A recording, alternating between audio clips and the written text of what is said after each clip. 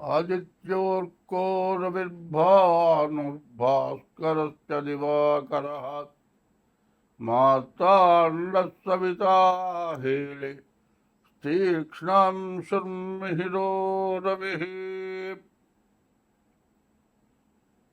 गुरुर्ब्रह्मा गुरुर्विष्णुः गुरुदेवो महेश्वरः गुरु साक्षात् परब्रह्म तस्मै श्रीगुरवे नमः।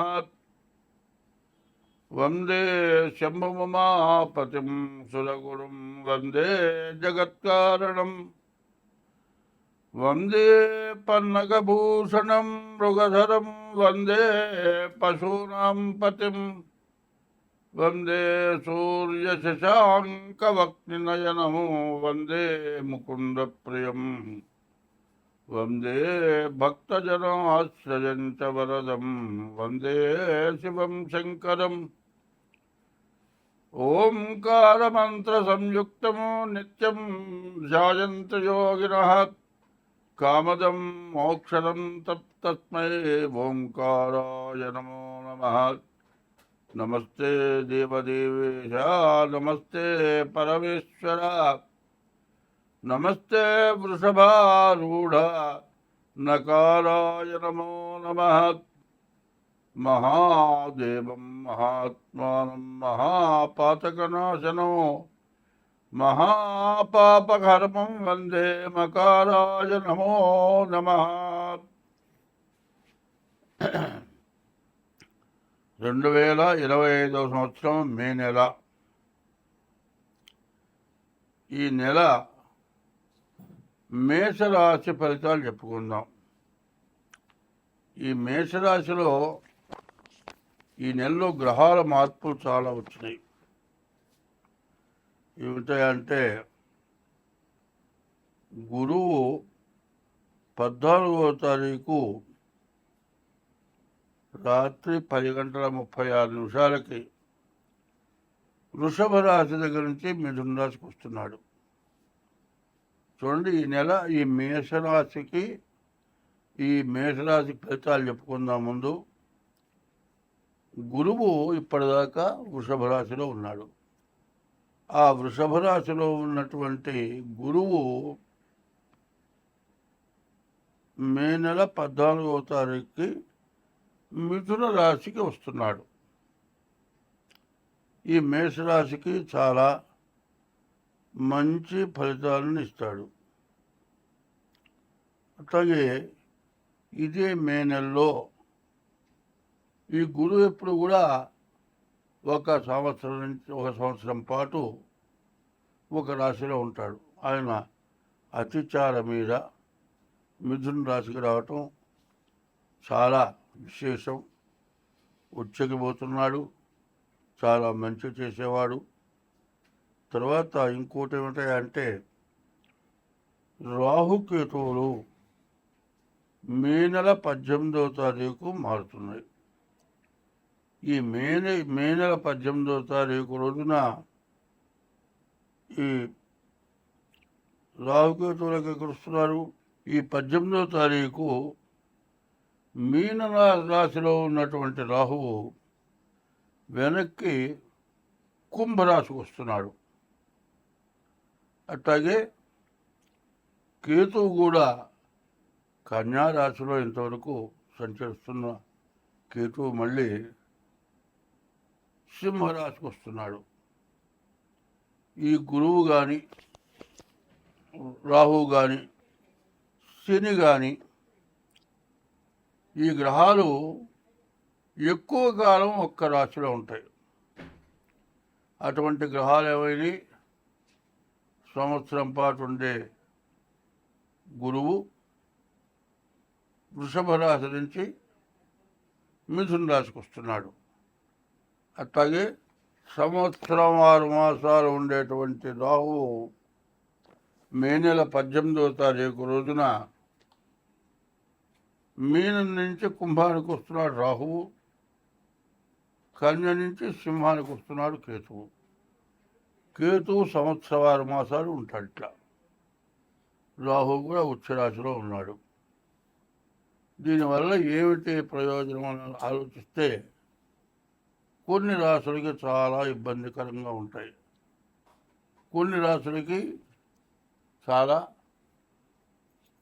బాగా ఉధృతంగా, బాగా మంచిగా, ఎంతో పైకొచ్చేటట్టుగా, ఎప్పుడు రానటువంటి సుఖం వచ్చేటట్టుగా, ఎప్పుడు రానటువంటి ఆదాయం వచ్చేట్టుగా ఇట్లాంటి మార్పులు రాబోతున్నాయి. అయితే ఇవన్నీ ఏమిటాయంటే మనం ఏం చేయాలి? ఈ రాసులు 14వ తారీఖు, 18వ తారీఖు. 14వ తారీఖు గురువు, 18వ తారీఖు రాహు, కేతువు మారుతున్నారు. ఈ మారిన గ్రహాలు వెంటనే ఇక మళ్ళీ మారవు. గురువు 6 నెలల పాటు అట్లాగే ఉంటాడు. అట్లాగే రాహు, కేతువు కూడా సంవత్సరం 6 మాసాలు ఉంటాడు. ఎప్పుడు కూడా ఈ గ్రహాల వల్ల గోచారం బాగా ఇబ్బందికరంగా ఉంటుంది. గోచారమే కాదు, గ్రహచారం కూడా కొన్ని రకాలుగా ఇబ్బంది ఉంటుంది. కాబట్టి ఈ చెప్పింది ఇప్పుడు మేషరాశి సంగతి చెప్పాను. ఈ మేషరాశిలో గురువు, రాహువు మారే విషయం చెప్పాను.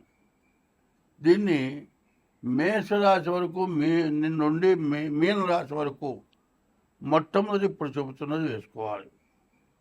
ఏమిటి? గురువేమో వృషభ రాశి నుంచి మిథున రాశి 14వ తారీఖు మారుతున్నాడు.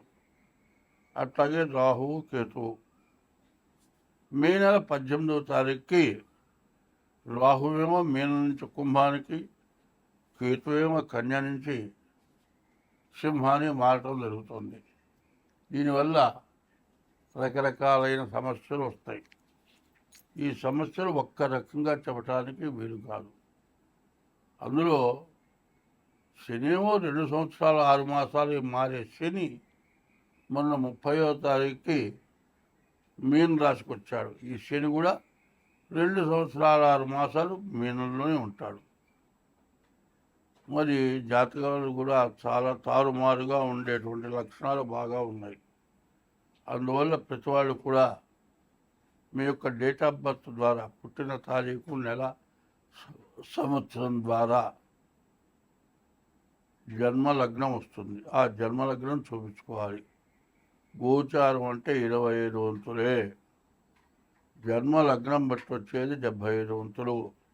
ఈ రెండు కలిసి జాతకం జరుగుతుంది. ప్రధానమైన గ్రహాలు 3 కూడా మారటం చేత చాలా సమస్యలు వచ్చేట్టుగా ఉన్నాయి. దేశానికి, ప్రపంచానికి కూడా సమస్యలు, ప్రతి మానవుడికి కూడా ఎక్కువ సమస్యలు వచ్చే లక్షణం బాగా కనబడుతుంది. బాగా గుర్తించాలి. ఇది గుర్తించి ప్రతివాడు కూడా మీ జాతకం చూపించుకోవాలి. ఎందుకంటే తారుమారైన తర్వాత ఆలోచన కాదు, ముందుగా ఆలోచించుకొని నేను చెప్పింది ప్రతి మేషరాశి దగ్గర నుంచి మీన రాశి వరకు కూడా ముందుగా ఇది కలపండి. ఈ యూట్యూబ్ వారికి ప్రత్యేకించి చెబుతున్నా. ఏ రాశికి ఆ రాశికి గురువుని గురించి కానీ, రాహుని గురించి కానీ, కేతువుని గురించి కానీ చెప్పటం ఇదే చెప్పాలి, వేరే చెప్పేది ఏమీ లేదు. కాబట్టి మరి ఈ తీసే యూట్యూబ్ వారు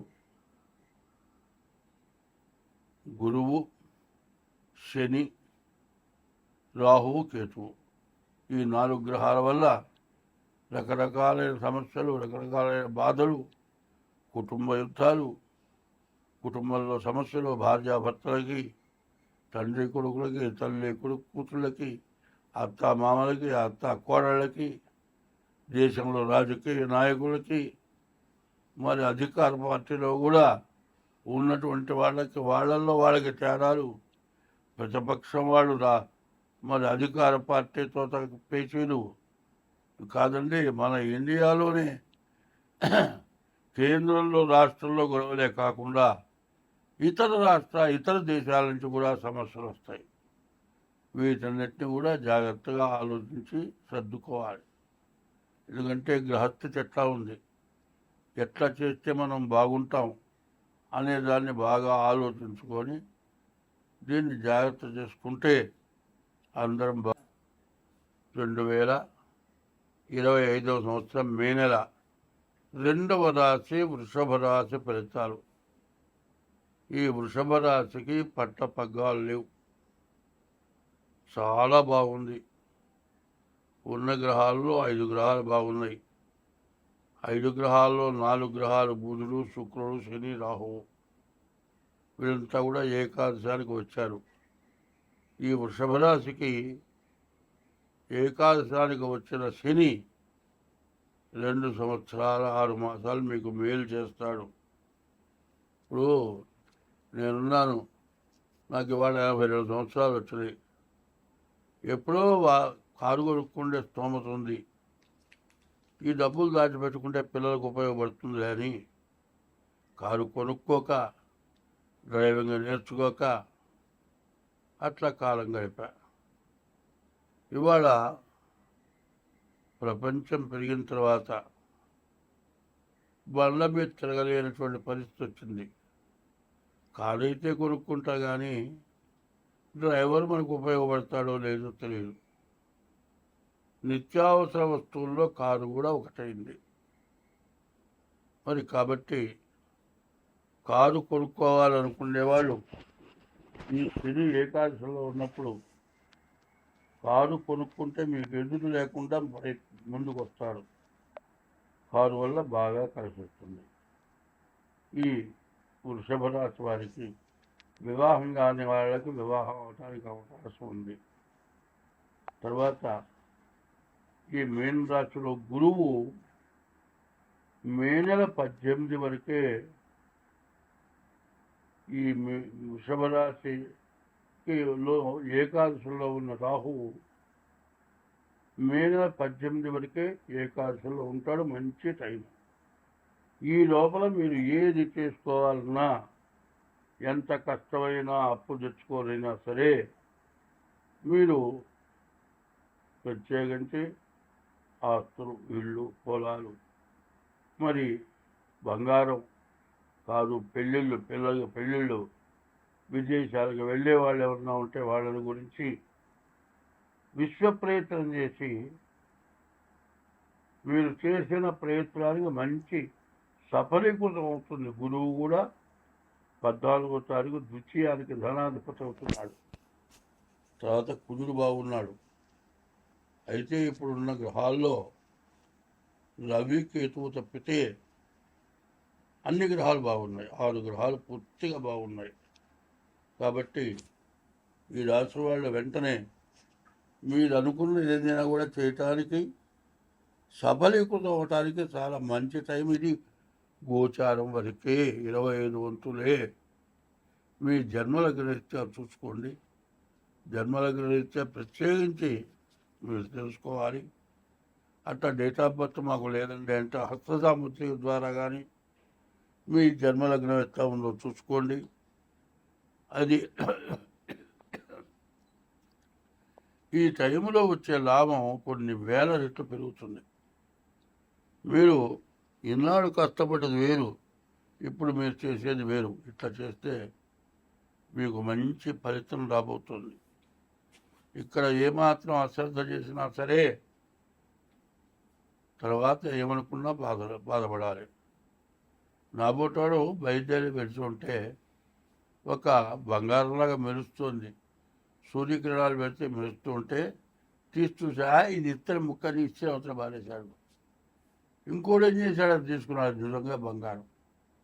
నువ్వు బంగారం తీసుకోకుండా వదిలిపెట్టి వెళ్ళిపోయినావు. అట్లా ఉంటుంది. ఈ నెలలో మీరు చేయాల్సిన మంచి పని చేయకపోతే మీరు ఇబ్బంది పడతారు. కాబట్టి ముందుగా మీ జన్మలగ్నం కూడా చూపించుకొని దాని రీత్యా మీకు ఏం కావాలో చేసుకోండి. మీకు తగిన ఉపశాంతి చేయిస్తాం.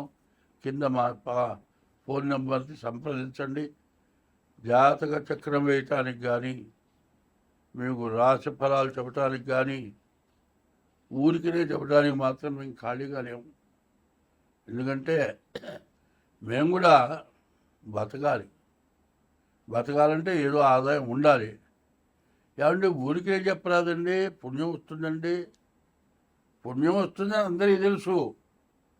ఎవడు చేసే పని వాడు డబ్బులు లేకుండా పుణ్యానికి చేస్తున్నారా?